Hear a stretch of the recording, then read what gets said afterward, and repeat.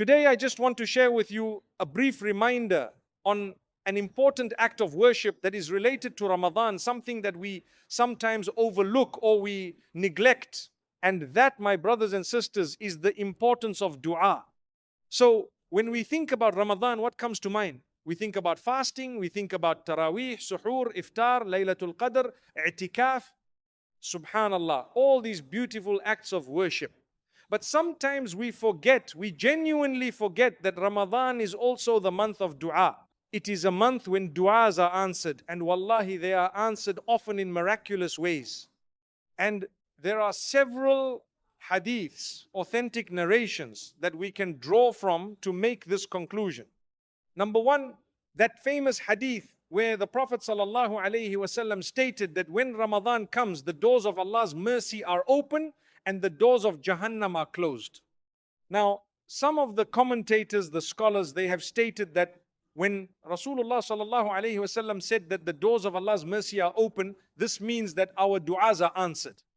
You see, if the doors of Allah's mercy are open, then that means our du'as will be answered. Because of Allah's mercy, it manifests itself in this world through answering our du'as. Furthermore, Rasulullah sallallahu alayhi wasallam in several hadiths, when he lists those people whose du'as are never rejected, he mentioned the fasting person. For example, in one hadith, the Prophet sallallahu alayhi wasallam said, 3 people, their dua is never rejected. The dua of the traveler, the dua of a parent for their child, and the dua of the fasting person. So, from this hadith and all the different versions of it, we can conclude that if we make dua while we are fasting, the dua has a higher chance of being answered. Subhanallah. Another hadith, my brothers and sisters, the Prophet ﷺ said that the fasting person at the time of iftar, before opening the fast, their dua at that time is not rejected. Furthermore, Aisha radiallahu anha, she asked the Prophet ﷺ, if I had to recognize Laylatul Qadr, what dua should I make? And he taught her that important dua, that alhamdulillah, we all know. Allahumma innaka afuun tuhibbul afwa fa'fu anni. But some of the commentators, they say, why did she ask what dua should I make instead of what ibadah should I do? And the conclusion was because this is a time when du'as are answered. So she wants to know what is the best dua to make at the time when du'as are answered. Subhanallah, what wisdom. So my brothers and sisters, when we take all of these hadiths together, we can conclude something very powerful. The month of Ramadan, between the blessings of Ramadan itself, the blessings of the last third of the night, the blessings of the time of iftar, the blessings of Laylatul Qadr, and the blessings of fasting, and even the blessings of sadaqah, because most of us, alhamdulillah, insha'Allah, we increase in our sadaqah in Ramadan. When you put all of this together, subhanallah, the potential of our du'as being answered, it absolutely skyrockets. So, this Ramadan, I want us to truly make dua to Allah subhanahu wa ta'ala. I want us to genuinely call out to Him. And for those of us who have never sat down and made dua from the heart, real heartfelt dua, let this Ramadan be the time that we will do this for the first time in our lives. Sometimes our acts of worship, they become ritualized. They become cultural practices. And for some people, unfortunately, dua becomes nothing more than raising your hands while the imam says something in Arabic that you do not understand, and you're dreaming, you're distracted, and you just say Ameen, and you think that that's all there is to dua, that's it, you're done. But no, my beloved brothers and sisters, dua is a direct line of communication between you and your Creator. Dua is a potential for changing your destination. It is your direct means of asking Allah for miracles, for asking Allah subhanahu wa ta'ala to open the doors to that to which the doors seem completely shut. And my brothers and sisters, dua can be made in any language that you speak, any language that you understand. When you are sitting at the time of iftar, waiting to open your fast, you can make dua in any language. When you are awake at the time of suhoor, waiting to eat the suhoor meal, you can make dua in any language. While you are fasting during the day, and you see you've got some time when you want to do extra ibadah, you can make dua in any language that you speak. And wallahi, I really want us all this Ramadan to increase in our dua, heartfelt, sincere dua in our own languages. We communicate directly to Allah subhanahu wa ta'ala. We complain only to Allah. We ask Allah for exactly what we want and what we need, even if it seems impossible, even if it seems like it will require a miracle to happen. But we ask Allah because we know, we truly know that only Allah can give us miracles. Only Allah can give us what we want. Only Allah subhanahu wa ta'ala can change destiny. And so, the importance of dua in Ramadan, my brothers and sisters, is something that we should never ever take for granted. And each of us, we should take some time to think carefully, what do I want to ask Allah for this Ramadan? What are my needs? What are my desires? And if you find it difficult to remember on the spot, if your mind goes blank when you raise your hands, maybe write it down. Make a list of the things you want to ask Allah for. Keep it with you. It can be anything. Passing your exams, getting a better job, barakah in your business, getting married, moving to another place, whatever it is. Anything that you feel would benefit you in terms of your deen or your dunya, you can ask Allah for it. And remember this beautiful principle. Allah, when He answers our du'as, He answers in one of three ways. Either He gives us exactly what we want, or He gives us something better than it, or He saves the reward of that du'a for the day of judgment when we will need it most. In any case, you are not wasting time by making du'a. You are never wasting your time, because it always comes somewhere to you from that du'a. Always.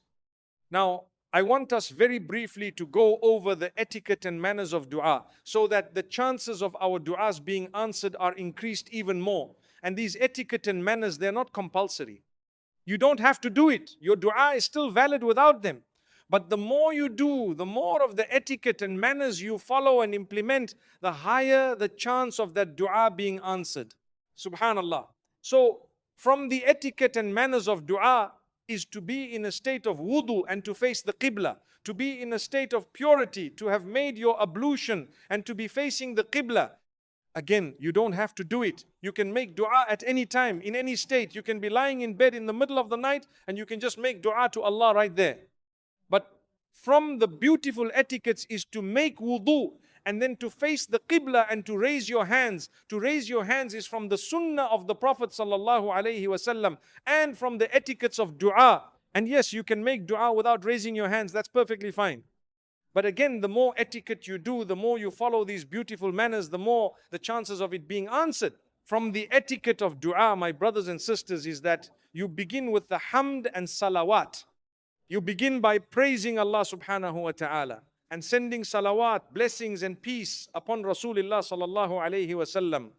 So you begin your dua with any wording of the hamd and salawat that you can say. Simple words like Alhamdulillah wa salatu wa salamu ala Rasulillah. You can extend it if you want. You can add more words to it. You can use any form of the hamd or any form of the salawat wording that you know. But the sunnah, the practice of our beloved Prophet is to begin with these wordings. So you are praising Allah before you ask Allah for anything. And you are sending salawat to the one who is most beloved to Allah. And that will also increase the chances of your dua being answered. From the etiquettes of dua, the internal etiquettes now, is that you make dua consciously and sincerely. You're not absent-minded. You're not thinking about something else while your lips are moving. No, you are present. You are there with your heart in your dua. You're feeling every word. From the internal etiquettes of dua is that you have full hope and optimism that Allah will answer your dua. So you're not sitting there saying, oh Allah, help me to pass my exams. But in your heart, you're thinking, Allah's not really going to help me. This probably won't work. No, you don't make dua like that. You have full hope, full conviction, full yaqeen that Allah will answer my dua. And you are completely optimistic when you make the dua. From the internal etiquettes of making dua, my brothers and sisters, is that you only think good thoughts of Allah. You always think well of Allah subhanahu wa ta'ala. Because Allah subhanahu wa ta'ala, He states in the hadith Qudsi, I am as my servant thinks of me. I am as my servant thinks of me.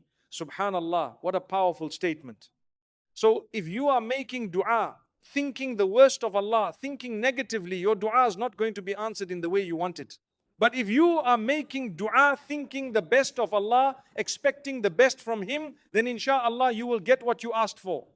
From the etiquette of dua is that you repeat the dua 3 times. And we see this most of the sunnah du'as, the du'as from the Prophet sallallahu alaihi wasallam, you have to repeat them 3 times.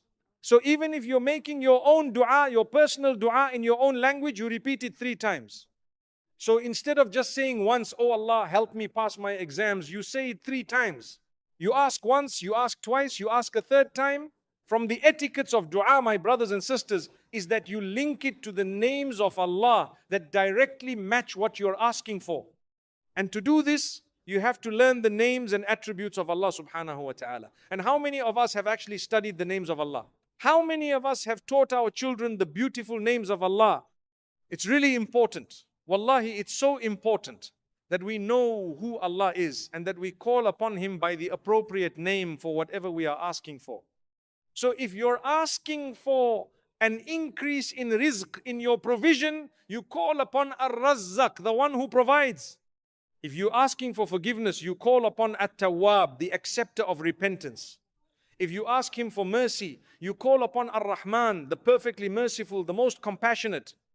Whatever you're asking for, you call upon Allah by that name, that attribute that is closest to what you're asking for, the one that has the most impact on what you're asking for. But to do this, my beloved brothers and sisters, we must learn the names and attributes of Allah. We must study them. We must understand them. Finally, my brothers and sisters, an often overlooked, very important condition for the acceptance of dua that many people neglect is that our income and our food is halal. Now, the food being halal part, alhamdulillah, most of us, we take care of it, we're careful about what we eat. But too often, wallahi, too often we neglect the income being halal part. As Muslims, we must make sure that our money is halal, that our earnings are pure. And this, my brothers and sisters, directly affects our dua. It directly impacts whether Allah will answer our supplications. In a very famous hadith, and subhanallah, such an important hadith, that it's actually in Imam Nawawi's 40 hadith compilation. You know Imam Nawawi's 40 hadith, right? These are the most important hadiths that every Muslim should know. So this hadith is important enough that Imam Nawawi put it in his 40 hadith collection. He mentions that the Prophet ﷺ recited the verse of the Quran where Allah commanded the prophets to eat that which is pure, that which is good and lawful. And he said, Allah has commanded you with what He has commanded the prophets, that we eat from that which is pure. And then the Prophet ﷺ gave us a parable, gave us an example to help us understand this better. He said, imagine a man who is lost in the desert while traveling. He's completely lost. And his clothes are dirty, and he's hungry, and he's in a state of desperation, a state of need, and he raises his hands to the sky and asks Allah for help. He's calling out to Allah, Ya Allah, help me. But his money is haram, his food is haram, and his clothes are haram. Everything he has is from impure sources. So the Prophet ﷺ said, how will Allah answer his dua? Why would Allah answer his dua? This hadith, it teaches us a very clear lesson. The acceptance of our du'as is conditional on our income being halal.